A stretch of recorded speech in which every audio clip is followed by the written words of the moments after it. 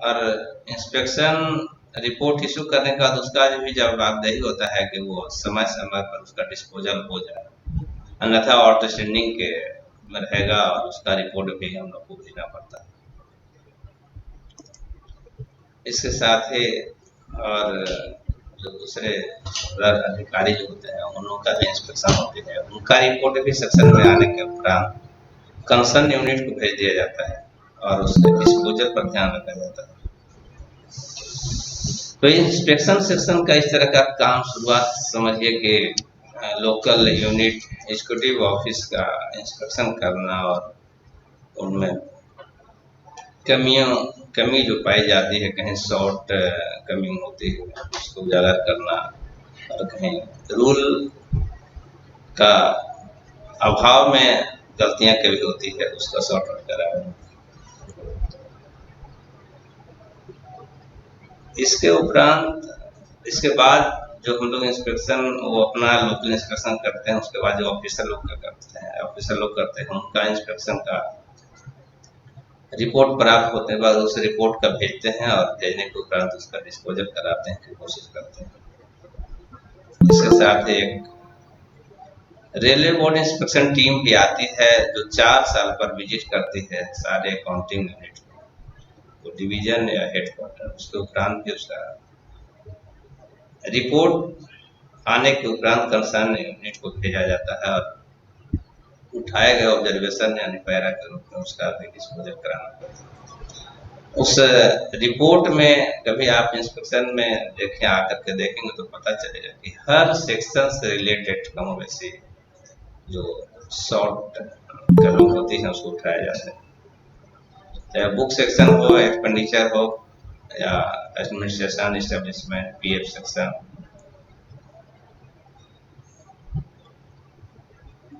NPS, pension. तो उन कमियों को वो जो ऑब्जर्वेशन होते हैं उस ऑब्जर्वेशन को पढ़ने के बाद आपको बहुत कुछ जानकारी होगी कि कौन सेक्शन में किस किस तरह का काम होता है, और जो आप जिस सेक्शन में काम कर रहे होंगे तो आपको कुछ मालूम हुआ होगा अभी, लेकिन बहुत कुछ पता ही नहीं होगा कि इस सेक्शन में बहुत सारे रिपोर्ट तैयार किए जाते हैं जो कि अलग अलग टेबल पर अलग अलग होता है।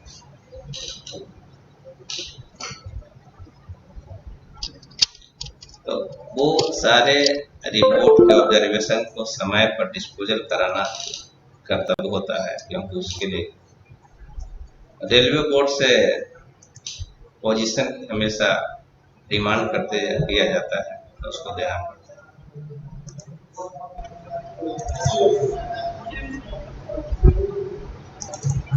और उसका क्वार्टरली पोजीशन भी बना करके भेजना पड़ता है, जो कि सारे कंसर्न यूनिट से पोजीशन प्राप्त कर उस रिपोर्ट को क्वार्टरली रिपोर्ट हम लोग कहते हैं, कहा जाता है। As per proforma provided by railway board उसमें मतलब सबमिट किया जाता है।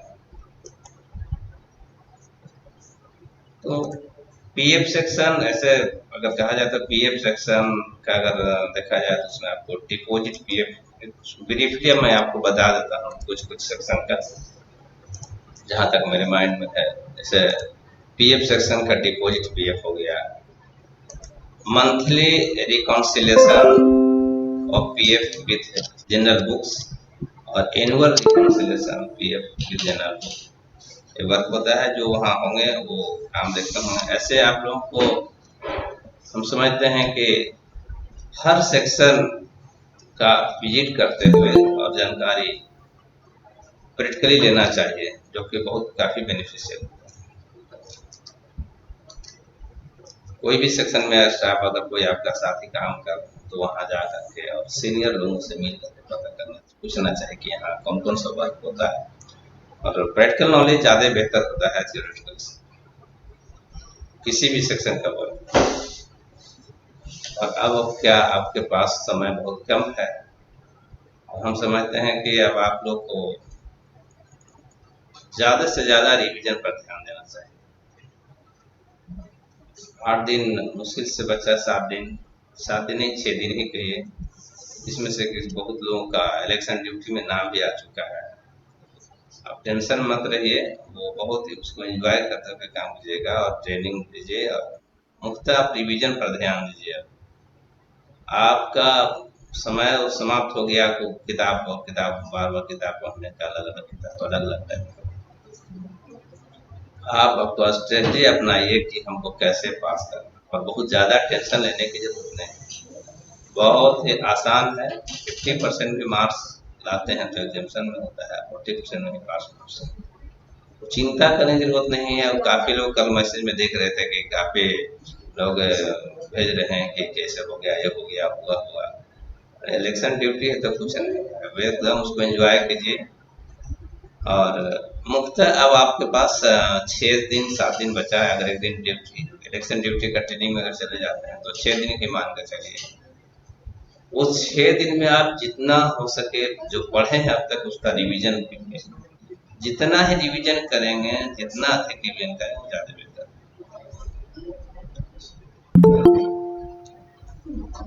तो आपका डिपॉजिट पीएफ सेक्शन हुआ।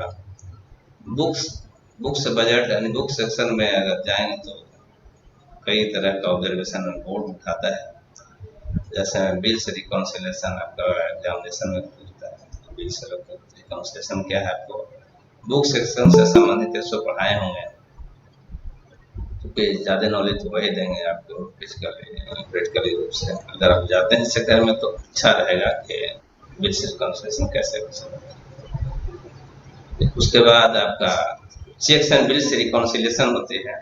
और बुक्स समझिए कि सारे अकाउंट्स का जो है से मेन सेंटर पॉइंट सबका वहाँ एक तरह से कंसर्न लिंक रहता है। तो ज़्यादा बेहतर होते हैं बुक सेक्शन में जाकर और प्रैक्टिकली देखिए, समझिए कि जो आप पढ़े हैं उससे रिलेटेड अपडेट पोजीशन प्राप्त कर लीजिए, ज़्यादा बेहतर। इसी तरह से एक्सपेंडिचर में आइए तो एक्सपेंडिचर में वर्क रजिस्टर हो गया, कॉन्ट्रैक्टर लेजर हो गया, एडवांस पेमेंट आता है, इंटरेस्ट आता है। उसमें इंटरेस्ट का जो सैंक्शन जो होता है ऊपर से अमाउंट उतना ही खर्च हो रहा है या जितना। तो आप एक्सपेंडिचर सेक्शन से बहुत सारे ऑब्जर्वेशन आते हैं रिपोर्ट में। इंस्पेक्शन रिपोर्ट जो आते हैं बोर्ड का उसमें रहता है। तो इंस्पेक्शन सेक्शन में कभी आइए आप लोग, कभी अगर समय है तो आपको एक रिपोर्ट हमारे यहाँ रहता है अवेलेबल। उस इंस्पेक्शन रिपोर्ट को देखेंगे तो बहुत सारे सेक्शन पता चलेगा कि हर सेक्शन में सवा ऑब्जर्वेशन जो होते हैं, यानी कौन कौन सा वर्क होता है जिस पर बोर्ड ऑब्जर्वेशन होता है। तो ये एक्सपेंडिचर हो गया। इस तरह से एडमिनिस्ट्रेशन सेक्शन में भी होता है टीए कंटीजेंट का एडवांस अलाउंस, उसका भी आपका एडमिन सेक्शन से संबंधित होता है। इस्टेब्लिशमेंट सेक्शन में बहुत सारे होते हैं, जैसे आप पढ़े होंगे कि टीए कंटीजेंट है, यानी सस्पेंस एक सबसे बड़ा इशू होता है। और सस्पेंस रजिस्टर मेंशन होता है, कैडर रजिस्टर हो गया, एफएससी चार्जेज हो गए, ये सारे चीजें उसमें आती हैं।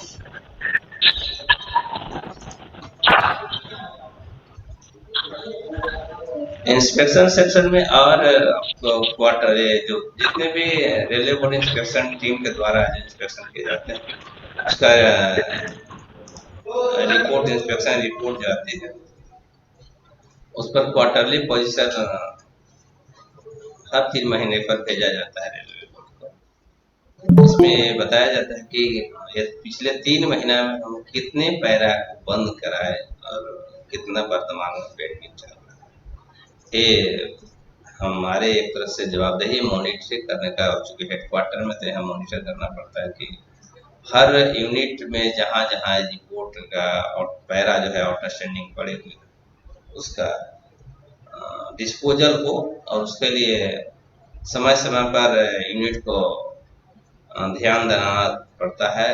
लेटर के माध्यम से बताना पड़ता है कि आपके यहाँ इतना पैरा है, आप इसको जल्द से जल्द क्लोज कराएं, बंद करवाने के प्रयास करें।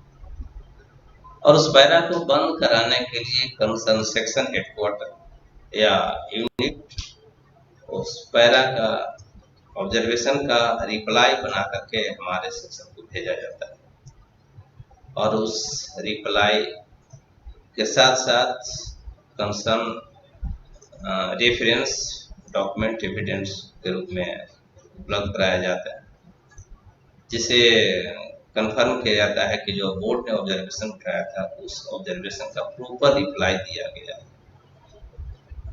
अगर कोई रिकवरी से संबंधित होता है, जैसे टीए ओवर पेमेंट हो गया या ओवर टाइम रनिंग अलाउंस तो नहीं होता है, लेकिन एनडीए हो गया, नाइट ड्यूटी अलाउंस हो गया, किसी का एडवांसेज में आ गया, स्कूटर एडवांस है, कंप्यूटर एडवांस है, मोटरसाइकिल एडवांस है, मोटर कार एडवांस है, तो इसका अगर पेमेंट ड्यूज है तो ये रिकवरी की बात आती है। तो ये सबों के संदर्भ में डॉक्यूमेंट्री एविडेंस दिया जाता है रिप्लाई के साथ साथ। तो उसको इस सेक्शन के द्वारा इंटरनल नोट के माध्यम से उस केस फाइल को आगे अथॉरिटी के पास बढ़ाया जाता है कि इस पैरा को जो आउटस्टैंडिंग है इसको बंद किया जा सकता है अथवा नहीं।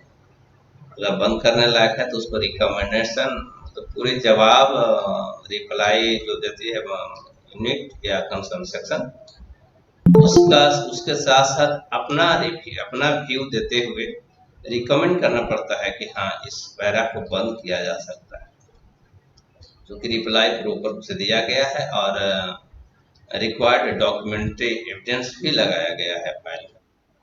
तो उसके बाद कंप्यूटेंट अथॉरिटी के पास भेजा जाता है और वहाँ से अप्रूवल होने के बाद सेक्शन वापस फाइल जब आती है तो उसका एक क्लोजर एडवाइस कंसर्न यूनिट को भेज दिया जाता है कि आपका ये पैरा जो है से आपने जो भेजा था उस पैरा पर अथॉरिटी ने अप्रूवल दिया है बंद करने के लिए सहमति प्रदान की। इस प्रकार पैरा को बंद कराया जाता है। और मतलब कि सेक्शन का एक अहम रूल होता है कि जितने भी पैरा बोर्ड ने उठाए हैं उस पैरा को बंद करना है। साथ ही अपना जो इंस्पेक्शन होती है उसमें भी जितने रिपोर्ट इशू होते हैं सेक्शन के द्वारा उस पर भी ध्यान नजर रखा जाता है कि उस रिपोर्ट का यानी ऑब्जर्वेशन का प्रॉपर रूप से डिस्पोज किया गया है। साथ ही हाफ ईयरली पोजीशन जो है रिपोर्ट का भेजा जाता है, आउटस्टैंडिंग पोजीशन का कितना है, तो क्वार्टरली पोजीशन भेजा जाता है railway board, half yearly position दिया जाता है एफिशिएंसी सेक्शन को, और एसएजी एंड एबव ऑफिसर होते हैं पीएचओडी उन हेडक्वार्टर के, उनके द्वारा जो पर मंथ 2 इंस्पेक्शन करना होता है वो इंस्पेक्शन करते हैं, तो उसका पोजीशन सेक्शन को उपलब्ध होता है और वो पोजीशन हम लोग मंथली पोजीशन जीएम ऑफिस को भेजा करते हैं और उसका एसएजी लेवल का पोजीशन जो है एफिशिएंसी सेक्शन को भेजा जाता है। इस तरह का काम सेक्शन के द्वारा होता है। इसके अलावा और भी काम बहुत सारे होते हैं। पैरा में ही उलझना बहुत मुश्किल होता है, कितने पैरा होते हैं। अभी वर्तमान में करीब 450 से 500 के लगभग आउटस्टैंडिंग पैरा पड़ा हुआ है। इंटरनल ऑडिट का पोजीशन होता है, जो इंटरनल ऑडिट थीम, जिसको थीम बेस्ड इंटरनल ऑडिट बोला जाता है, वो रेलवे बोर्ड के द्वारा प्रत्येक रेलवे को 2 टॉपिक दिया जाता है जिस पर ऑडिट रिपोर्ट प्रस्तुत करना होता है। वह ऑडिट रिपोर्ट जिस भी रेलवे अथॉरिटी के द्वारा जिस यूनिट को नॉमिनेट किया जाता है उनके द्वारा यह ऑडिट करते हुए टाइम बाउंड रहता है एक तरह से कि with in time stipulated time जो होती है, जो दिया गया टाइम उसमें जल्द से जल्द ऑडिट कर।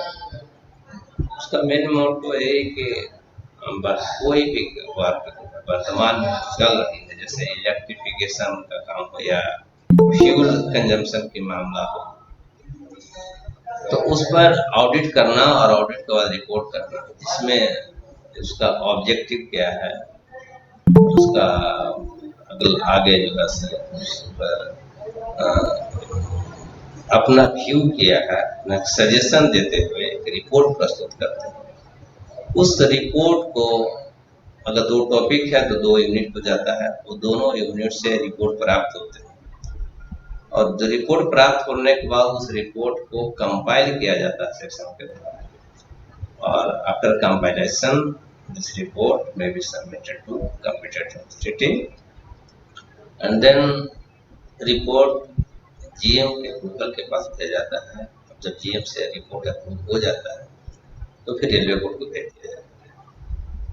ये इंटरनल ऑडिट जो थीम बेस्ड रिपोर्ट होती है उसका मामला हुआ। इस तरह से और भी सेक्शन में काम होती है। अब जैसे मेनली जो बोर्ड का जो ऑब्जर्वेशन रहता है रेलवे बोर्ड का, इतना उस ऑब्जर्वेशन पर मुख्य ध्यान होती है, क्योंकि बहुत ज़्यादा प्रेशर हो रहा है कि बार बार कभी रिव्यू के लिए बोर्ड से भेजा जाता है।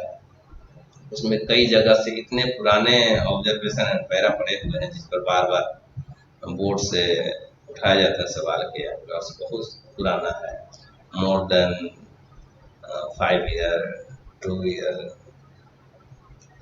10 साल पुराना भी है, तो उस पर ज़्यादा ध्यान हो रहा है। मैक्सिमम अधिक से अधिक पैरा को बंद कराने का इसका मुख्य उद्देश्य है, इसको जल्द से जल्द बंद करना। इसके लिए सेक्शन के द्वारा बार बार कंसर्न यूनिट को चिट्ठी लिखना, ये भी रहता है कि हाँ चिट्ठी लिख करके उनको बंद करवाया जाए। इसके अलावा और भी समय समय पर जो वर्क अलॉट होते हैं कराएंगे।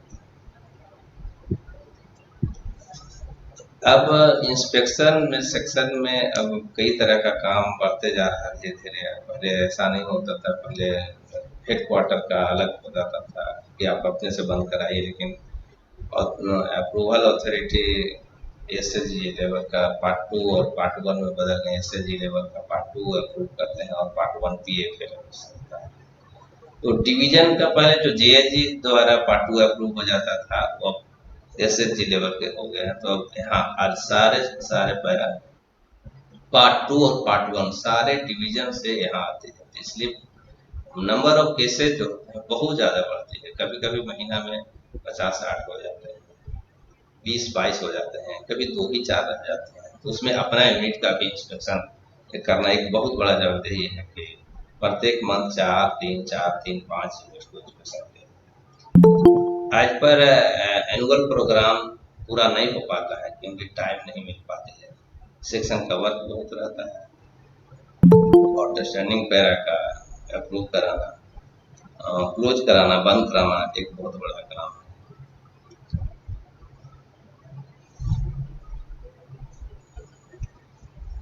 सेक्शन से संबंधित सवाल जो है आप कभी सेक्शन में आप लोग आकर के देखें, जो हमारे सेक्शन में 2 स्टाफ उन लोगों से बात करें तो रिपोर्ट के बारे में बताएंगे कि हाँ रिपोर्ट में सारे सेक्शन का जो सेक्शन से रिपोर्ट उठाती है पैरा, उसमें क्या क्या काम होता है, जो गलतियां होती है जिसका ऑब्जर्वेशन के रूप में बोर्ड उठा लेता है, तो उसके बारे में सीख सकते हैं आकर के। लेकिन जब आप एग्जाम की तैयारी कीजिए और रिवीजन कीजिए और उसके बाद आप देखें सेक्शन में आकर के कभी पता कीजिए, मालूम कीजिए, तो आपको मालूम होगा सेक्शन के बारे में कि कैसा क्या क्या क्या होता है। हम समझते हैं कि इस सेक्शन में सारे सेक्शन का कुछ न कुछ बातें आ जाती है सेक्शन में कि कौन सा सेक्शन में कौन क्या काम होते हैं। तो सेक्शन में आकर के रिपोर्ट आप लोग को देखना चाहिए, और ऐसे प्रत्येक सेक्शन में जा जा करके प्रैक्टिकली रूप से देखना चाहिए कि क्या वर्क होते हैं। नॉलेज ज़्यादा प्राप्त होगी, किताब के माध्यम से तो खैर होता है, लेकिन थ्योरी है, प्रैक्टिकल है, प्रैक्टिकल ज़्यादा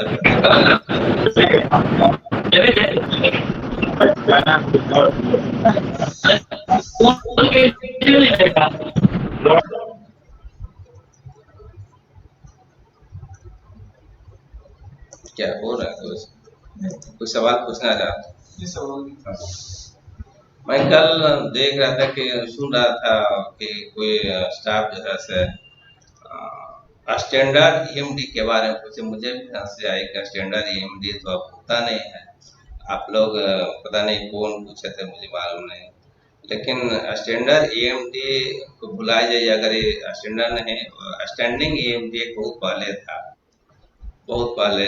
तो वो जो पुराने हो चुके उसके ऊपर नहीं ध्यान दीजिए। आपको अब वर्तमान में अगर आप देखते हैं कि क्या वर्क हो रहा है, उसमें क्या क्या चीज नई चीजें, उस पर ध्यान दीजिए। पुराने क्या थे समाप्त हो चुके हैं।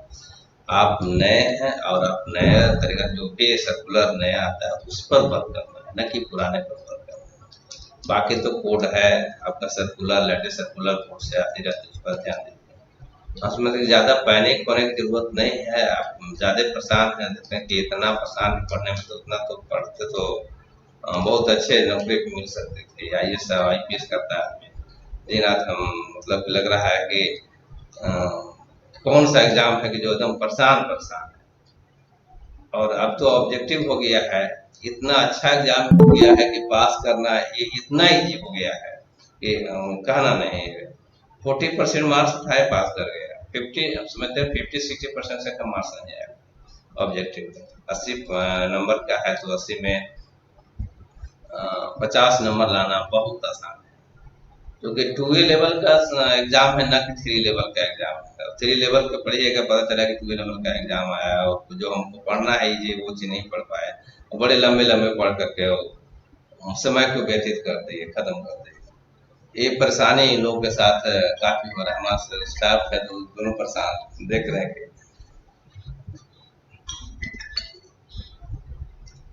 Hello hello hello. हेलो सुन रहे हैं? हाँ और क्या है? ठीक है है। बोले हैं। हाँ अगर एक अधिकारी है, ठीक है, उनके यहाँ 2000 रुपया ड्यूज है, वो चले गए आरबीएनएल में। हाँ शिव जी का ड्यूज है आरबीएनएल में, रेलवे का तो कोई लोकेशन नहीं है जब हम लोग सैलरी से कटवा लेंगे आ हाँ जाएगा। हाँ। तो उनसे उनसे हम लोग रिकवरी कैसे ले सकते हैं? वो देने के लिए तैयार है। जैसे आप तो मतलब पैसा तो जमा कर नहीं सकते हैं, ठीक है। आप तो बाद में बात करेंगे। अच्छा सर 5 मिनट बाद आपसे बात करेंगे। 5 मिनट करीब से 12:30 बजे तक ट्रेनिंग चल रहा है ट्रेनिंग में, फिर बाद में बात करेंगे आपसे। हाँ, और वो पता नहीं उसी से समझ रहा है। यहाँ तो कोई सवाल ही नहीं पता चलता कि क्या है ऐसे। यहाँ सवाल क्या कर रहे हैं लोग, कुछ बुझा रहा है, और पता नहीं वो लड़का वही सवाल कर रहा है, क्या कर रहा है। जिनको भी सवाल पूछना हो तो यहाँ पर ऑनलाइन पूछें, ताकि इसका फायदा सभी लोगों को मिल पाए। अगर ऐसे फोन पे पूछेंगे तो थोड़ा सा डिस्टर्बेंस होगा और क्लास भी सफर करेगा। तो सबसे रिक्वेस्ट है कि इसको मतलब ऑनलाइन चैटिंग कर लें, अदरवाइज आप उसको कर लें, अपने आप को अनम्यूट करते हुए उसको कर लें, ज्यादा अच्छा होगा। हाँ, क्या पूछा जा रहा था, क्या सवाल था, बताएं प्लीज।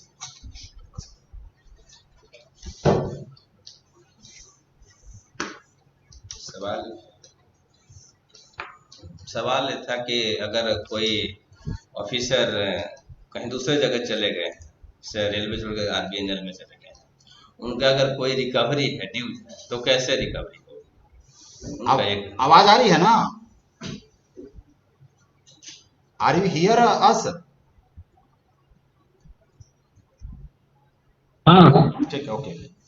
तो जो आप बहुत बता रहे थे कि हाँ रिकवरी। ये सर। हेलो हेलो, सुन रहे हैं मेरी आवाज?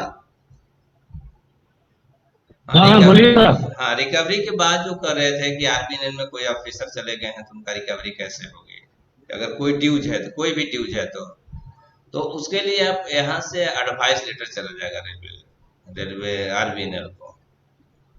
अगर जहाँ भी पोस्टिंग है, अगर यहाँ से एडवाइस जाएगा कि हाँ इनके पास इतना ड्यू है, तो वहाँ से वाउचर के रूप में आ जाएगी और उसका रिकवरी खत्म होगी। कट करके जैसे एफएससी जो चार्जेज होते हैं वो बाहर जाते हैं तो उनका एफएससी चार्ज भी आते रहती है। और इस्टेब्लिशमेंट सेक्शन में जा करके आप इसके लिए मालूम कर सकते हैं कि एफएससी चार्जेज जो है कैसे रिकवरी होते हैं, उनसे रिडक्शन होती है।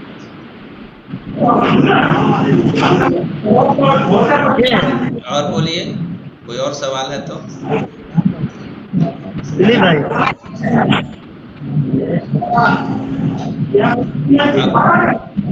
हेलो, सवाल ही पूछिए अब, मतलब कि क्या बताएं, आप लोग का अब टाइम बहुत न के बराबर है। ठीक है, क्यों, बोलिए, कोई सवाल पूछना चाह रहे हैं, बोलिए।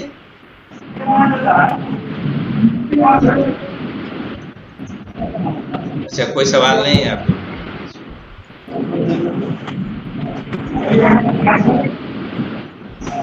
सवाल जाने हेलो,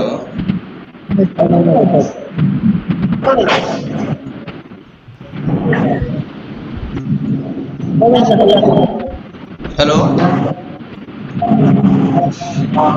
कोई सवाल है क्या आप लोग के पास? ओम प्रकाश जी,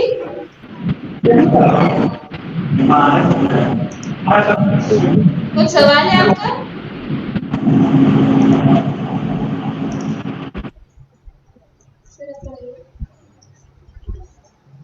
चलिए लोकल यूनिट के बारे में कुछ आप लोग को बता दें कि लोकल यूनिट में जाते हैं तो हम लोग जो देखते हैं, और बेसिकली हर डिपार्टमेंट एग्जीक्यूटिव ऑफिस में जाते हैं, चाहे वो इंजीनियरिंग का हो, इलेक्ट्रिकल का हो, मैकेनिकल का हो।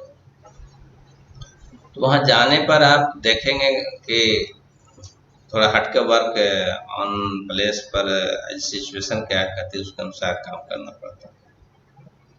वो बाहर जाके काम करना एक अलग टाइप का मतलब की फीलिंग कराता है कि दूसरे यूनिट में आप जो वर्क करते हैं रेगुलर, उससे काफी हटकर काम को करना पड़ता है।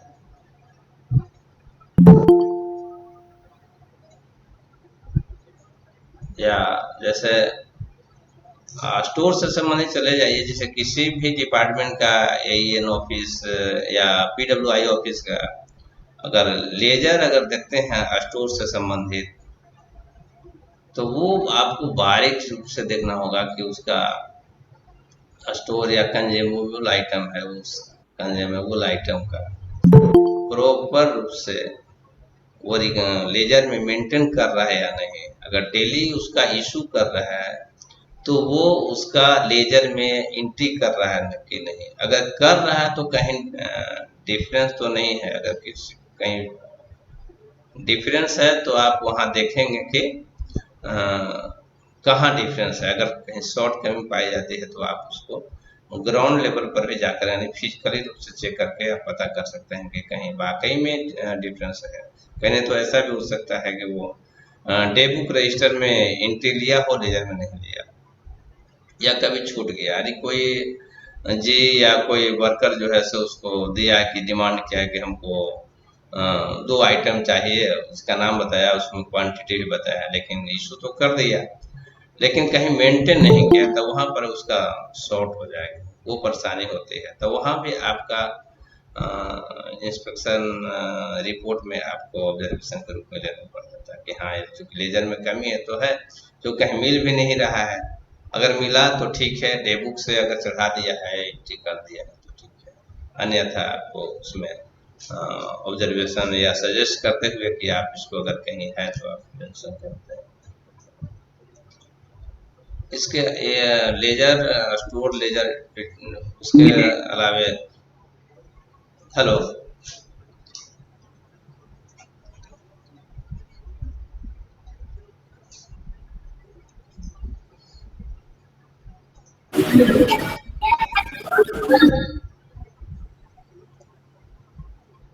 हेलो, कोई बोलना चाह रहा है कहीं से, शेष आप पूछ रहे थे।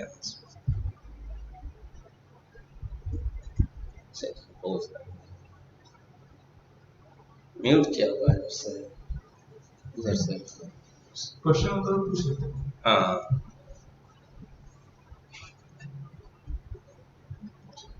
अगर सवाल है तो आप लोग पूछें, क्योंकि इंस्पेक्शन सेक्शन का जो वर्किंग है और आपका एग्जामिनेशन से संबंधित है वो थोड़ा सा डिफरेंट लगता होगा। स्टेशन हाँ क्या, निरीक्षण में क्या क्या देखा जाता हाँ है, है? हाँ जी, क्वेश्चन।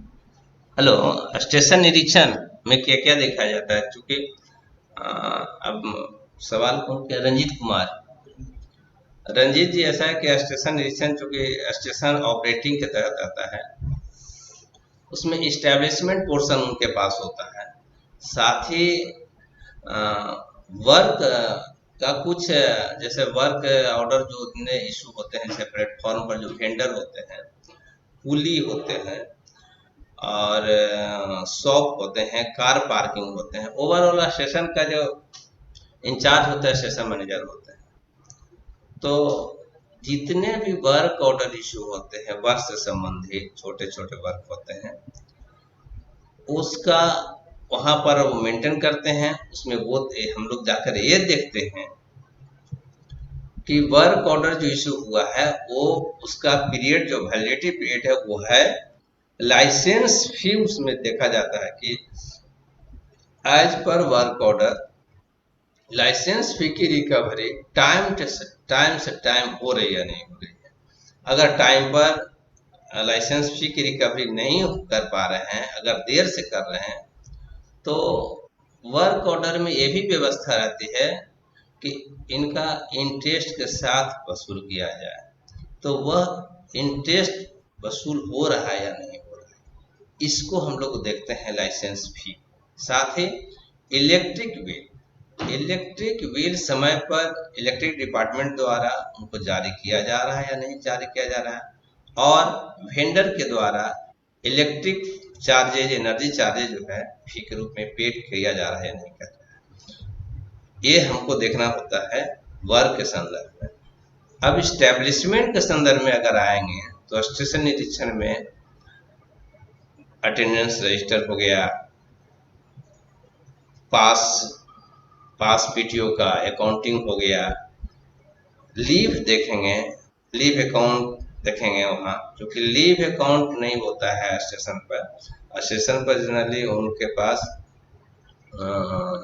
एक सीट होती है, उस सीट को भर करके और भेजा जाता है कंसर्न डिवीजन को, वहाँ लीव अकाउंट में मेंटेन किया जाता है। तो इसमें अटेंडेंस से संबंधित बहुत सारे चीज आते हैं, या लीव हो गया, फिर उसका नाइट ड्यूटी अलाउंस हो गया, अलाउंस में अगर आ गया तो नाइट ड्यूटी अलाउंस में आ गए, ड्यूटी हो गया, ड्यूटी रजिस्टर, चूंकि ड्यूटी रजिस्टर होता है तो ड्यूटी बुकिंग होती है या नहीं होती है, उन लोग के द्वारा वहाँ CI जो होते हैं, TI जो होते हैं, ट्रैफिक इंस्पेक्टर, वो देखते हैं, वो उनका ड्यूटी कहीं को जाता है तो स्टेशन मैनेजर या स्टेशन अधीक्षक को जो होते हैं वो भेजते हैं अपने स्टाफ को दूसरे जगह काम करने के लिए। तो वो देखते हैं कि अगर वो TA चार्ज किए हैं तो क्या वो 8 किलोमीटर से अधिक की दूरी पर था या नहीं था, ये चीज देखेंगे। और प्रॉपरली कि जितना ड्यूटी अटेंडेंस रजिस्टर में मार्क किया हुआ है उतना ही किया है कि कहीं और किया है, कहीं ज्यादा तो नहीं किया है। इस्टेब्लिशमेंट से संबंधित बहुत सारे चीज उसमें आ जाते हैं, चाहे वो पास हो, लीव हो, आपका चाइल्ड एजुकेशन अलाउंस है, नाइट ड्यूटी अलाउंस है, ये भी वहां पर आपको देखने को मिलेगा। स्टेशन पे बुकिंग सुपरवाइजर होते हैं या कहीं केवल एक क्लर्क होते हैं छोटा स्टेशन पर, तो वहां से हम लोग चूंकि TIA हमारे इंस्पेक्शन TIA जो होते हैं वो भी उनका काम वहां भी देखते हैं, तो जनरली हम लोग ज्यादा उधर नहीं जाते हैं, लेकिन ये देखते हैं कि कितना आउटस्टैंडिंग स्टेशन पर चल रही है, उसका भी हम लोग एक ऑब्जर्वेशन में उठा लेते हैं कि हाँ वो बैलेंस शीट बनाना काम है स्टेशन पर। तो अगर छोटा स्टेशन है जहाँ बुकिंग सुपरवाइजर नहीं होते हैं तो स्टेशन मास्टर ही बनाते हैं, वो समय से बना रहे हैं या नहीं बना रहे, उसको भी हम लोग देखते हैं कि हाँ बैलेंस शीट प्रत्येक महीना बन रहा है, उसमें कितने आउटस्टैंडिंग स्टेशन पर चल रहा है, उसको हम लोग ऑब्जर्व करते हैं और अपने रिपोर्ट में लेते हैं। रिपोर्ट के माध्यम से उस स्टेशन पर जितने आउटस्टैंडिंग है उसको भी डिस्पोज कराने का एडवाइस करते हैं अपने रिपोर्ट के माध्यम से। तो इस्टेब्लिशमेंट से संबंधित बहुत सारे होते हैं। अब उतने आइटम तो अब कभी सेक्शन में आए या कभी आपको रिपोर्ट पढ़ाए तो होगा। जैसे सिंपली आप इतना जानिए कि अटेंडेंस हो गया, लीव हो गया, चाइल्ड एजुकेशन अलाउंस हो गया, और आपका नाइट ड्यूटी अलाउंस हो गया, और वर्क से संबंधित वर्क ऑर्डर केवल कुली चार्जेज होते हैं, उन लोगों के लाइसेंस के रूप में दिए जाते हैं। ये वसूली का जवाबदेही स्टेशन मास्टर को ही होता है। तो स्टेशन अगर सीबीएस नहीं है या बुकिंग सुपरवाइजर नहीं है तो स्टेशन मास्टर ही कराते हैं। तो ये सब हम लोग वहाँ देते हैं। हाँ, एक और है TNP register, tools and plants register, dead stock अगर है उनके पास तो वो देखते हैं कि है कि नहीं। समय समय पर उनका एसवी जो अपने यहाँ स्टॉक वेरीफायर उनके द्वारा वेरिफिकेशन किया जा रहा है या नहीं। अगर हो रहा है तो देखते हैं कि कोई शॉर्टफॉल तो नहीं। अगर शॉर्टफॉल है तो उसका डिस्पोज कराने के लिए हम लोग अपने ऑब्जर्वेशन के माध्यम से भी एडवाइस करते हैं कि आपके यहाँ इतना शॉर्ट है तो इस स्टॉक सीट को डिस्पोज करें। ये स्टेशन पर हम देखते हैं। छोटे स्टेशन, बड़े स्टेशन पर बहुत सारे ऑफिस होते हैं। आप बुकिंग सुपरवाइजर के पास बहुत सारे खासकर लाइसेंस फी जितने भी होते हैं उन्हीं के अंडर में होता है। छोटे स्टेशन पर स्टेशन मास्टर देखते हैं, बड़े स्टेशन पर बुकिंग सुपरवाइजर देखते हैं। तो बुकिंग सुपरवाइजर के पास जाकर के मैनुअली ये चीज देखते हैं कि जितने भी वेंडर है, कार पार्किंग है, बुक स्टॉल है, ये वहाँ पर उनका लाइसेंस फी, इलेक्ट्रिक बिल, ये सारा मेंटेन हो रहा है और समय पर उनका डिस्पोज है। साथ ही कोई कॉन्ट्रैक्ट है जो वर्क है उसका पीरियड वर्तमान में है या नहीं। अगर नहीं है और चल रहा है, कार पार्किंग है और पता चला कि देखें कि जिनके नाम पर कॉन्ट्रैक्ट है दिया हुआ है वो नहीं कोई और है, तो क्या पता चलता है कभी ऐसा भी होता है कि वर्क ऑर्डर जो था पहले का समाप्त हो गया है और वो अभी तक चल रहा है फिजिकल रूप में। तो ये ऑब्जर्वेशन के रूप में। और बाकी स्टेशन पर का कुछ जो कैश उसका मामला है वो टीआई मार देते हैं, हम लोग को उधर नहीं जाते, हम लोग उधर नहीं जाते। ये स्टेशन एडिशन बड़ा स्टेशन पर कई ऑफिस हो जाते हैं। अब केवल स्टेशन से मतलब नहीं रह जाता है वहाँ पर, वहाँ आपका पीडब्ल्यूआई ऑफिस होता है, आईओडब्ल्यू ऑफिस होता है। अब स्टेशन पर जितने भी आप देखेंगे कि नल वगैरह टूटा हुआ है या कुछ है और तो वो सारे आईओडब्ल्यू के अंदर में आता है। तो जब हम आईओडब्ल्यू ऑफिस को इनिशिएट करते हैं तो वहाँ देखते हैं कि कोई अगर कंप्लेन हुआ है तो उसका डिस्पोज हुआ है कि नहीं वहाँ देखते हैं। स्टेशन पर स्टेशन मास्टर के अंदर में डॉर्मेट्री वगैरह भी होता है तो वो मेंटेन है या नहीं वो देखते हैं। जी आपको कहा था कि बनाने के लिए ये स्टेशन निरीक्षण के दौरान उनको बोले तो नहीं और भी कई काम होते हैं स्टेशन पर, ये देखते हैं। इसमें बनाइए ऊपर पढ़ने के साथ। और कोई सवाल है किन्हीं का तो आप पूछें निरीक्षण से संबंधित।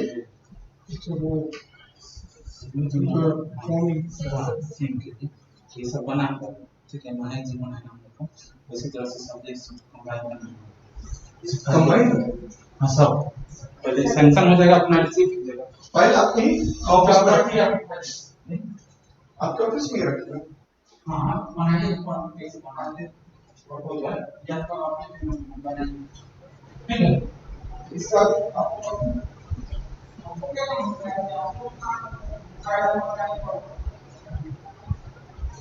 कोई सवाल पूछना चाहते हैं तो पूछें।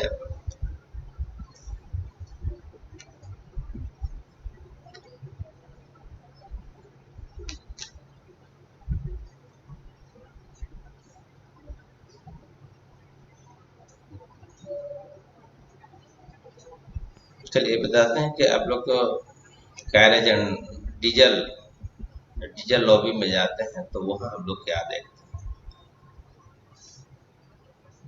हाँ, वो चूंकि मैकेनिकल डिपार्टमेंट के अंतर्गत आता है तो वहाँ लोग का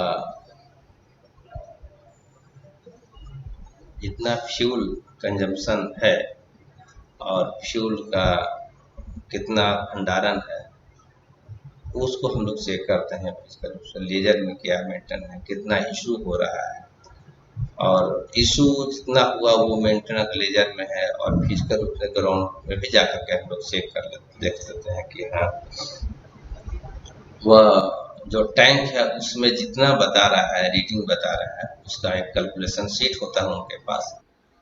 वो रजिस्टर होता है वो, और एक कैलकुलेशन शीट, उस कैलकुलेशन शीट से एक मीटर रॉड से उस टैंक को माप करवाया जाता है प्रेजेंट में, और उसको मिलान हम लोग करते हैं कैलकुलेट करके कि कितना डीजल इसमें है और लेजर के अनुसार कितना होना चाहिए। उसमें शॉर्ट नहीं होना चाहिए कि हाँ लेजर कुछ बता रहा है और कुछ एक अलग कैलकुलेशन है। पाइप में भी बहुत सारा फ्यूल रहता है, तो उसका भी कैपेसिटी होती है, तो वो आपका उसके पास लेटर होता है, उसी के पास मिलेगा। आपको ऐसे पता नहीं चलेगा कि आप नहीं जानते हैं कि कितना है, क्योंकि हर जगह का अलग अलग होता है।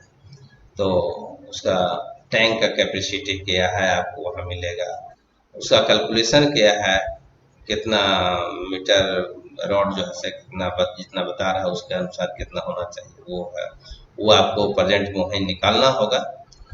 और पाइप में कितना है वो दोनों मिला करके, और उसके बाद लेजर में देखें कितना है, वो उसको वेरी नहीं करना चाहिए। स्टेशन उसके साथ ही मैकेनिकल डिपार्टमेंट में ये भी होता है कि जो रनिंग रूम का मेंटेनेंस जो हो रहा है उसके संदर्भ में भी आपका रनिंग रूम का रजिस्टर मेंटेन है हो रहा है नहीं, वो देखना पड़ता है। वहाँ का जो खाना पीना मेंटेनेंस का कार्ड, चूंकि अब कॉन्ट्रैक्ट पर सीधे दिया जा रहा है, धीरे धीरे सब लगभग कॉन्ट्रैक्ट पर हो रहा है, तो वो कॉन्ट्रैक्ट के अनुसार मेंटेन हो रहा है नहीं, चूंकि उसका भी देख रेख करने का काम इंस्पेक्टर ऑफ मैकेनिकल गैरेज का डीजल लॉबी का होता है, उनके पास रहता है। इससे डीजल उनके पास रहता है।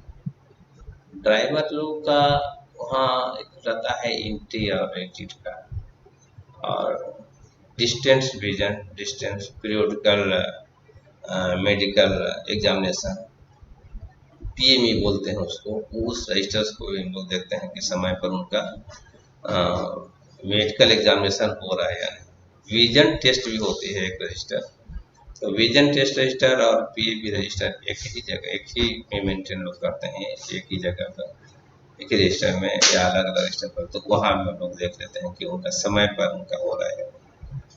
और बाकी स्टैब्लिशमेंट मैटर और कॉन्ट्रेक्चुअल मैटर जो होता है वो दोनों वहाँ देखना पड़ता है। जहाँ अगर कॉन्ट्रेक्चुअल है तो कॉन्ट्रेक्चुअल का देखेंगे कि वर्क ऑर्डर के अनुसार उनका वर्क हो रहा है या नहीं हो रहा है, और इस्टेब्लिशमेंट मैटर से संबंधित हो तो आप देख सकते हैं। इस्टेब्लिशमेंट एक्चुअली कॉमन होता है, हर यूनिट में इस्टेब्लिशमेंट से संबंधित कॉमन होता है, लेकिन प्रत्येक डिपार्टमेंट का जो है कुछ अपना एक विशेष वर्क होता है जो हर डिपार्टमेंट का अलग अलग होता है, तो उसके लिए उसके अनुसार उसका रिकॉर्ड को चेक करते हैं। वो इलेक्ट्रिक डिपार्टमेंट का हो या पावर का हो, लाइटिंग का हो, PWI ऑफिस का हो, एजेंट का हो, वो सब का अलग अलग वर्क वर्क से संबंधित आप मेजरमेंट बुक देखेंगे। मेजरमेंट बुक जो है बनता है फील्ड बुक के आधार पर, तो फील्ड बुक भी आपको प्रोवाइड अगर कराते हैं तो फील्ड बुक के आधार पर आप देख सकते हैं कि उसका मेंटेन सही रूप से हो रहा है। और वर्क जो है स्टार्ट जो हुआ है, चूंकि ग्राउंड लेवल पर तो वही काम होता है, तो फिजिकली रूप से काम हो रहा है, तो आप फिजिकल तो जाके नहीं देखेंगे, आपको तो रिकॉर्ड देखना है। तो रिकॉर्ड मेंटेन हो रहा है या नहीं, वर्क स्टार्ट अगर 1 अक्टूबर से हुआ है तो 1 अक्टूबर से काम हो रहा होगा, तो उसके लिए एक नहीं तो कम से कम 2 के तो जरूर सुबह में मेंटेन करेंगे फील्ड रजिस्टर। तो फील्ड रजिस्टर आप मंगा के देख सकते हैं कि जो वर्क स्टार्ट हुआ है कितना वर्क हुआ है, मेंटेन करेंगे।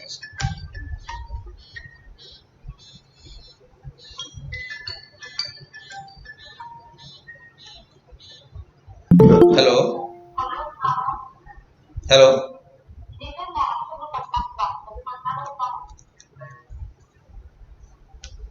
कोई सवाल पूछना चाहेंगे तो पूछें इंस्पेक्शन से संबंधित।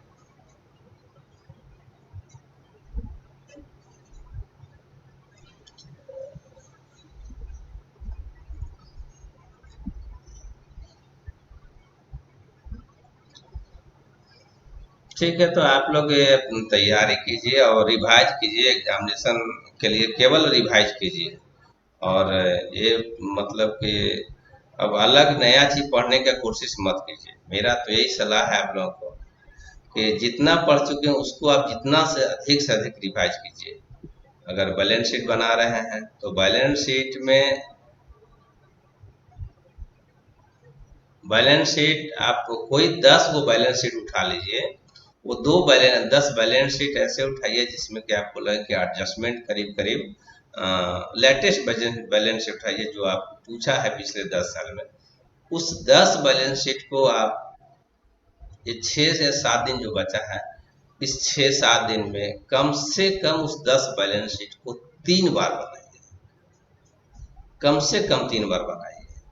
तो ये आपका बैलेंस शीट और शॉर्ट नोट्स और डिफरेंसेस, ये 2 चीज आप कवर करते हैं। बैलेंस बुक कीपिंग आपको पास करने में आपको दिक्कत नहीं होगी। जीआरपी के बारे में अगर आप देखते हैं कि जीआरपी आपको एक्सपेंडिचर आपका ऑप्शन पेपर होगा। एक्सपेंडिचर में आप सर्वे, एस्टिमेट, टेंडर, कॉन्ट्रैक्ट और खर्च कहाँ दिए, फंड, इसमें आपका रिलेटेड एस्टिमेट और सर्वे और टेंडर से संबंधित बहुत सारे सवाल ऑब्जेक्टिव बनेंगे। अगर बार बार पढ़ेंगे तो आपका खुद नॉलेज उसमें आ जाएगा कि हाँ इससे सवाल क्या क्या बनेंगे। तो आप वो 4-5 अगर चैप्टर समझते 5 या 6 चैप्टर है एक्सपेंडिचर का, वो जीआरपी में आपको मदद कर देगा, आप उससे पढ़ लेंगे। वर्कशॉप अकाउंट्स को आप देख लीजिए, वहां से आप हम समझते हैं कि कवर कर लेंगे। बुक्स लीव देख लीजिए, लीव का भी आपका बहुत अच्छा अगर है तो लीव से संबंधित सवाल कर लेंगे। लीव अगर मेन बढ़िया से अगर जानकारी है तो आप अगर इंस्पेक्शन में जाएंगे तो लीव से संबंधित आपको जानना होगा, क्योंकि उसमें पैटर्निटी लीव, मैटरनिटी लीव या स्पेशल लीव, कैजुअल लीव और वहाँ सीआर होते हैं। तो ये आपको अगर जानकारी है तो आप सीआर देखेंगे कि हाँ मेंटेन कर रहा है कि नहीं। लीव से संबंधित बहुत सारे उसमें लीव का रिकॉर्ड मेंटेन करता है तो आपको जानना होगा। और अटेंडेंस रजिस्टर से आपको मिलान करने होंगे, क्योंकि एप्लीकेशन है या नहीं ये आपको देखना होगा। जनरली स्टेशन पर जाएंगे रजिस्टर में या कोई ऑफिस, छोटे ऑफिस में, तो ये ज़्यादातर देखने को मिलेगा कि एप्लीकेशन नहीं है तो कभी सैंक्शन नहीं है, या कहीं भेजा है तो वहाँ रिकॉर्ड नहीं है। कभी ये भी आपको मिलेगा कि वो बोल देगा कि हम भेज चुके हैं लेकिन वहाँ उसके पास कोई रिकॉर्ड नहीं है। चाइल्ड एजुकेशन से संबंधित अगर आप देखेंगे उनको वाउचर मंगाएंगे तो वाउचर नहीं रहेगा, ना एप्लीकेशन फॉरवर्ड रहेगा, ना ही रजिस्टर मेंटेन करके रखते हैं। ये आपको वहाँ प्रॉब्लम दिखती है। तो जाकर के देखें तो ये सब आपको एडवाइस करना होगा और ऑब्जर्वेशन में उठाना होगा। पास पीटीओ से संबंधित आप जो देखते हैं पास पीटीओ, उसमें बहुत सारे प्रॉब्लम क्रिएट आते हैं छोटे यूनिट में, क्योंकि जानकारी का अभाव होता है, सर्कुलर भी नहीं मिल पाता है। तो अब तो चूंकि आईटी के जमाना, तो एंड्रॉइड फोन के माध्यम से अब हम लोग जहाँ जाते हैं तहाँ उसको लगभग एडवाइस करते हैं कि आप एंड्रॉइड फोन से रेगुलर सर्कुलर देखते रहें टाइम टू टाइम, क्योंकि कब बदला कोई पता नहीं चलता है। तो आपको पास से संबंधित पास पीटीओ जो जितने भी इशू होते हैं तो उसमें अपडेट सर्कुलर को ध्यान में रखना होगा। तो वहाँ कमी पाई जाती है कि वो नहीं देख पाते हैं, उसके चलते गलत रूट पर निकल जाते हैं उनसे। जितना होना चाहिए उससे कहीं अधिक या अधिक ही ज़्यादा करके इशू कर जाते हैं और डॉक्यूमेंट्री एविडेंस नहीं रख पाते हैं। जैसे अब किसी का बच्चा अगर 21 साल से ऊपर हो गया, मालूम है कि 21 साल तक ही बच्चे को हम पास इशू करेंगे प्रिविलेज के तौर पर। जैसे ऊपर होता है तो एजुकेशन ले रहे होते हैं, कहीं कॉलेज में एडमिट होते हैं, तो उसके आधार पर बोनाफाइड सर्टिफिकेट उनको देने पड़ता है, जिसके आधार पर पास इशू करना पड़ता है। अगर स्कूल पास अगर इशू हो रहा है तो वहाँ भी देखेंगे कि अगर बच्चा कहीं पढ़ रहा है तो उस कॉलेज के द्वारा, इंस्टीट्यूट के द्वारा बोनाफाइड सर्टिफिकेट जारी किया गया है नहीं, जाकर जारी किया गया है तो रिकॉर्ड में उपलब्ध है या नहीं। जैसे स्कूल पास इशू होता है तो आप देखेंगे कि वो सर्टिफिकेट उपलब्ध होना चाहिए। ये कभी नहीं रहता है तो उसे एडवाइस किया जाता है कि रखें, अथवा डेबिट कर दिया जाता है कि आप इसके लिए डेबिट करें जितना बनता है ध्यान से। जनरली ऐसा नहीं होता है, केवल सर्टिफिकेट की उपलब्धता नहीं रह पाती है या कहीं इधर उधर रख लेते हैं, चूंकि रिकॉर्ड को पूर्ण रूप से मेंटेन नहीं कर पाते हैं, और यही सब देखना पड़ता है।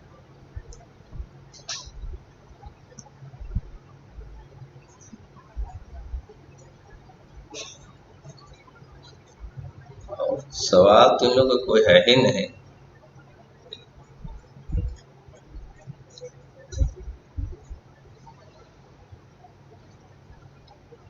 PWI ऑफिस में अगर जाते हैं तो वहाँ का वर्क, वहाँ स्टाफ लोग बहुत ज़्यादा होता है उसके अंदर, क्योंकि ग्रुप डी स्टाफ बहुत ज़्यादा होते हैं तो PWI के अंदर 100, 200, 300, तो उनका सर्विस बुक होती है वहाँ। उस सर्विस बुक को प्रॉपर रूप से एज ए टेस्ट चेक हम लोग देखते हैं, और वहाँ उनका बुक, सर्विस बुक में फोटो भी देखना पड़ता है। अगर बहुत ज़्यादा पुराना हो गया, बहुत ज़्यादा जो कि विजिबल नहीं है, तो उसको एडवाइस करते हैं कि एक नया फोटो उनको लगाया जाए और टेस्ट कराया जाए गैजेट ऑफिसर के द्वारा। साथ ही उनका डेट ऑफ बर्थ सर्टिफिकेट के अनुसार है कि नहीं, उनका मेडिकल सर्टिफिकेट उसमें उपलब्ध है या नहीं। अगर कोई रिजर्वेशन से संबंधित है तो उनका रिजर्वेशन सर्टिफिकेट सर्विस बुक में उपलब्ध होना चाहिए, ये चीज़ देखते हैं।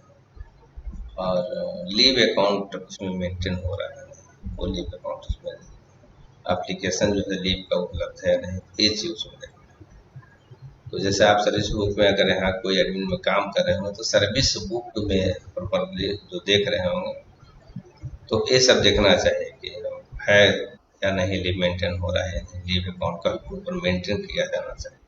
वो चीज़ हम लोग वहाँ भी जाकर के देखते हैं। और PWI ऑफिस में ज़्यादातर के वर्क ऑर्डर इस्टेब्लिश, वर्क से संबंधित मैटर जो होता है, यही आपका MB आपको मिलेगा देखने के लिए।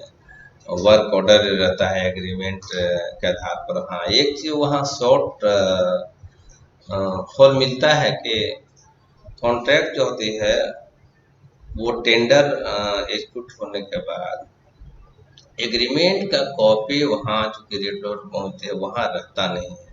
जनरली एक फोटो कॉपी भेज दिया जाता है वर्क ऑर्डर लगा करके, जबकि उसके भेटेड एग्रीमेंट की कॉपी होना चाहिए, और ये AN ऑफिस तक के उपलब्ध नहीं होती है। ये चीज़ हम लोग को देखने को मिलता है, जो कि शॉर्टकमिंग है। ये डिवीजन से होता है तो डिवीजन में शायद रख लेते हैं, और पहले का कॉपी जो एग्रीमेंट जो डॉक्यूमेंट होता है वो डॉक्यूमेंट की कॉपी भेज देते हैं, तो वो हम लोग एडवाइस कर देते हैं कि नहीं, ऐसा नहीं होना चाहिए, क्योंकि रूट लेवल तो यहीं काम तो यहाँ से एग्जीक्यूट हो रहा है, तो उनके पास जो भेटेड एग्रीमेंट है वो होना चाहिए। वो वही मेन डॉक्यूमेंट है जिसके आधार पर बिल तैयार किया जाता है। बिल तैयार किया जाता है AN ऑफिस में, जहाँ के वर्क एग्जीक्यूट होती है, तो वहाँ आपका वो कॉन्ट्रैक्चुअल बिल देखने को मिलेगा, और कॉन्ट्रैक्टर जो है से वहीं पर आपको साइन करके देता है। ऑन अकाउंट बिल तो नहीं, फाइनल बिल जो होता है उसके साथ आपको देखेंगे कि नो क्लेम सर्टिफिकेट भी आपको लगा हुआ है। ये फाइनल बिल के साथ आप लोग ध्यान दीजिएगा, एग्जामिनेशन में ये सवाल में भी पूछा जाए कि नो क्लेम सर्टिफिकेट कब लगाया जाता है, कब मतलब कि प्रोवाइड कराया जाता है, तो फाइनल बिल के साथ ही नो क्लेम सर्टिफिकेट को अटैच करना होता है कॉन्ट्रैक्ट। ये आप पढ़े भी होंगे, अगर नहीं पढ़े होंगे तो ये आप जान लीजिए कि फाइनल बिल के साथ नो क्लेम सर्टिफिकेट, तो वहाँ हम लोग देखते हैं। साथ ही देखते हैं कि वर्क का कंप्लीशन जो है समाप्त हो चुका है और काफ़ी दिन हो गया है और फाइनल बिल नहीं बना, तो हम लोग उसको वहाँ देखने को चूँकि मिल जाता है कि वर्क यहाँ कराना है तो अभी तक फाइनल बिल नहीं, तो वो आपको ऑब्जर्वेशन होता है कि भाई फाइनल जब DOC समाप्त हो गया है और वर्क समाप्त हो गया है तो फाइनल बिल क्यों नहीं बन रहा है, तो ये आप वहाँ देखेंगे। बहुत सारे कॉन्ट्रैक्टर बिल वहाँ होते हैं, कॉन्ट्रैक्टर होते हैं, कॉन्ट्रैक्टर का जितने वर्क होते हैं लेवल से वहीं स्टार्ट होता है, डिवीजन लेवल पर, छोटे यूनिट पर AN ऑफिस में, तो AN ऑफिस में आपको देखने को मिलेगा। वर्क से संबंधित एमबी का डिस्ट्रीब्यूशन भी वहीं से होता है, जब PWI के पास हो चाहे RW के पास हो, तो AEN ऑफिस से आपको मिलेगा, उसका मेंटेन वहाँ करते हैं, साथ ही डिवीजन में मेंटेन करते हैं, क्योंकि AEN ऑफिस में एमबी बुक जो है से डिवीजन से प्राप्त करते हैं और उसका मेंटेन AEN ऑफिस में होती है और सारे को डिस्ट्रीब्यूट करते हैं, उनके कंट्रोल में जितने भी PWI या IOW होते हैं उनको वो डिस्ट्रीब्यूट करते हैं। तो वो AEN ऑफिस इधर हो गया, या कैरेज का, इलेक्ट्रिकल का, सारे जो असिस्टेंट इंजीनियर होते हैं उनके पास होता है, तो वहाँ भी कॉन्ट्रेक्चुअल वर्क का जो है MB प्राप्त होंगे और उसका डिस्ट्रीब्यूशन, उसका मेंटेनेंस सब होगा। तो वहाँ एक MB रजिस्टर होते हैं, उस रजिस्टर में आप एंट्री देखेंगे कि कहाँ कब आया, कितना आया और प्रेजेंट में कितना है, कितना रनिंग में, ये सारे आपको ये MB से संबंधित है। और MB का फिलअप जैसे आपको बताया कि वो फील्ड बुक के आधार पर होते जाते हैं, वो जो SSC होते हैं उनके द्वारा कंसर्न SSC और उसके बाद बिल तैयार होते हैं, बिल में होंगे भी कॉन्ट्रैक्टर साइन करते हैं। इस्टेब्लिशमेंट पोर्शन जितने भी होते हैं वो सब जगह कॉमन होते हैं, सब जगह देखना ही होता है। साथ ही कॉन्ट्रेक्चुअल वर्क सबका अलग अलग होता है, इलेक्ट्रिकल का अलग होता है, कैरेज का अलग होता है, पावर का अलग होते हैं। तो आप वहाँ पावर से संबंधित है तो पावर से संबंधित आप देखेंगे कि जितने पावर का सप्लाई हो रहा है, पावर का जो प्राप्त कर रहे हैं वो उसका बिलिंग सही रूप से हो रहा है या नहीं हो रहा है। कैरेज में उनका जो आउट और इन, जो कैरेज अगर रिपेयरिंग का, अगर साफ सफाई का अगर शेड्यूल टाइम के अंतर्गत आया है और आउट हुआ है तो वो वहाँ पर रजिस्टर से आपको देखना हो कि कब आया और कब गया, कहीं ज़्यादा समय तो नहीं ले रहा है या कम समय, ज़्यादा समय ही ज़्यादा कर लेता है और वो कैरेज का सब साफ सफाई जो करते हैं तो वहाँ अगर प्राइमरी है या सेकेंडरी है तो आप उसके अनुसार देखेंगे कितना, क्योंकि सारे कॉन्ट्रैक्चुअल ही होते हैं और कुछ अपना भी होता है, तो उस समय से हम लोग साफ कर रहे हैं। ये आपका वर्क ऑर्डर के अनुसार आप उसको देख सकते हैं। मैन पावर का यूटिलाइजेशन जो होता है वो भी आपको ऑन द स्पॉट चेक करेंगे।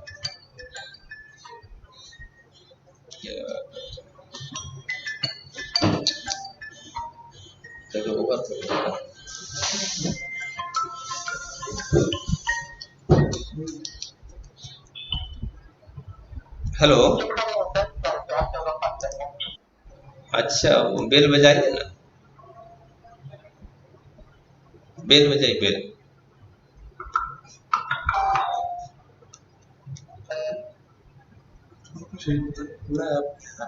आपको पूछता नहीं, जो कोई पता है।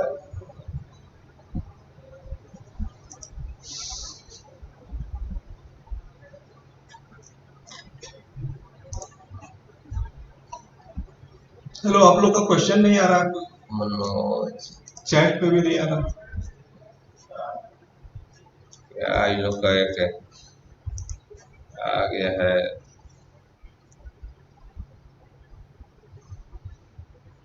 So if you all are fine, shall we conclude this session?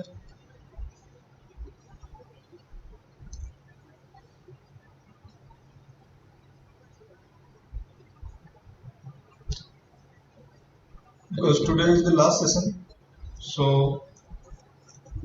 if any doubt, sir engineering के डिपार्टमेंट में कैसे इंस्पेक्शन किया है? फिर से पूछिए। इंजीनियरिंग डिपार्टमेंट का जो इंस्पेक्शन होता है, हाँ अकाउंट प्रक्रिया कैसे करते हैं? क्या इंजीनियरिंग डिपार्टमेंट में इंजीनियरिंग डिपार्टमेंट का इंस्पेक्शन में अकाउंट करती है ना? लास्ट वर्ड क्या बोल रहे हैं? आपकी आवाज क्लियर नहीं है, चैट पर लिखिए। एसएससी ऑफिस का सर, इफिशियंसी, आपका क्वेश्चन एसएससी क्या बोल रहे हैं? आप लिखिए उसको, चैट में आइए ना, आवाज स्पष्ट नहीं हो पा रही यहाँ पर।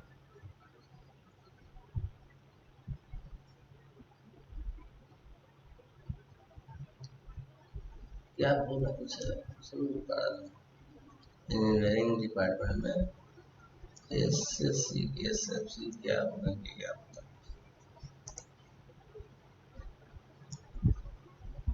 मुरारी जी, आप सवाल कर रहे थे ना?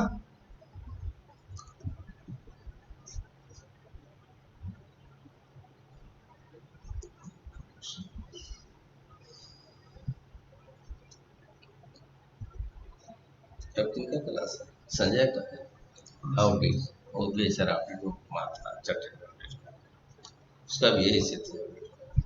अच्छा, क्या कुछ क्या क्वेश्चन क्या ऑडिट बेचारा क्या कर रहा है? और हम बताए उसको बेचारा को क्या करना है? जो अभी एग्जाम है, एग्जाम में पूछेगा क्या तो हमारे अकाउंटिंग से संबंधित। अब तो प्रैक्टिकल से अब हम तो वहां जाएंगे तो प्रैक्टिकल के बाद उनको लगेगा कि भाई क्या बता रहे हैं, उन लोगों को यही समझ ऑडिट का भी यही। ऑडिट तो बेचारा खुद जब वो नहीं करता है उनका तो और स्थिति ठीक नहीं है।